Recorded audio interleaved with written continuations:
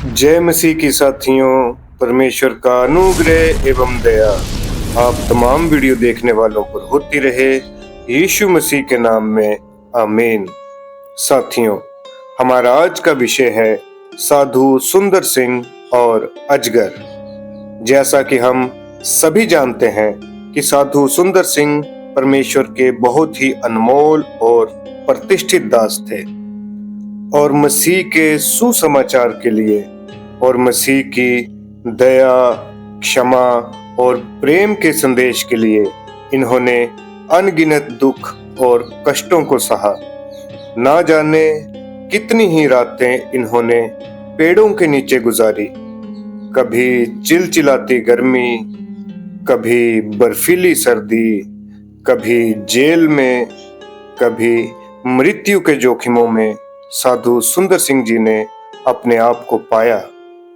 लेकिन जो कदम मसीह के लिए निकल पड़े थे वे कभी नहीं रुके और हर बार परमेश्वर उनके साथ थे और उनकी रखवाली और रक्षा करते रहे।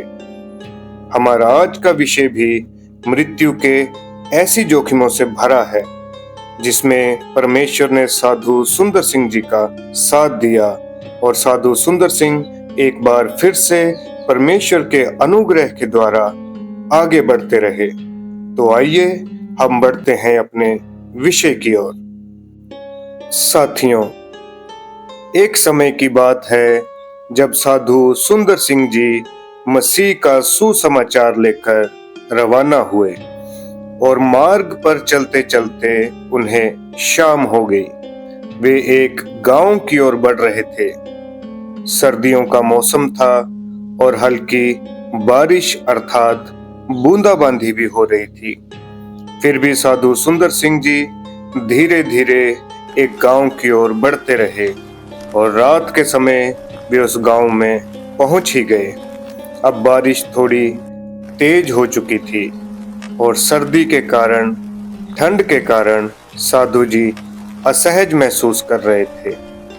जब वे उस गांव में पहुंचे तो उन्होंने कई दरवाजे खटखटाए और उनसे कहा कि मैं मसीह का सुसमाचार लेकर आपके गांव में आया हूं। मैं थका हुआ और सर्दी से ग्रसित हूं।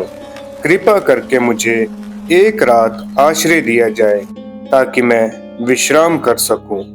ये बात गांव में फैल गई कि कोई साधु हमारे गांव में आया है और किसी गैर धर्म का प्रचार कर रहा है, इसलिए किसी ने भी उन्हें आश्रय नहीं दिया।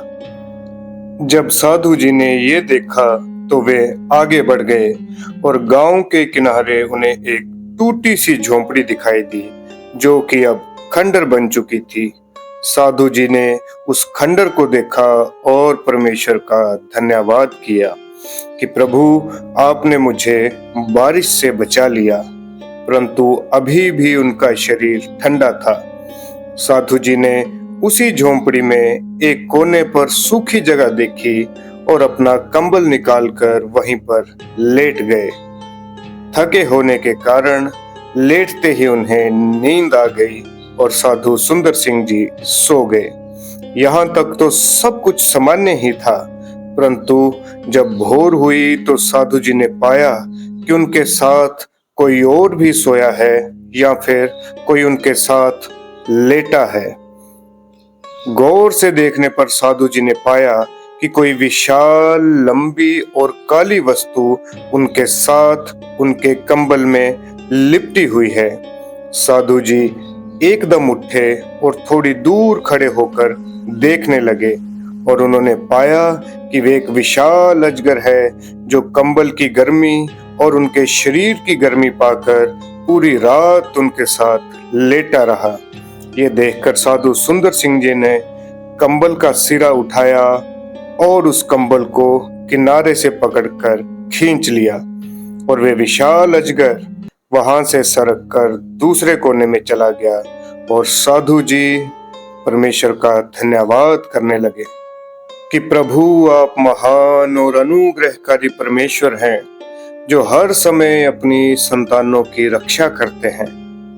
आज आपने मेरी रखवाली ना की होती तो मैं इस विशाल अजगर का नेवाला बन गया होता और दूर दूर तक मेरा कोई परिचित भी नहीं है और ना ही कोई सहायता मुझ तक पहुंच सकती थी।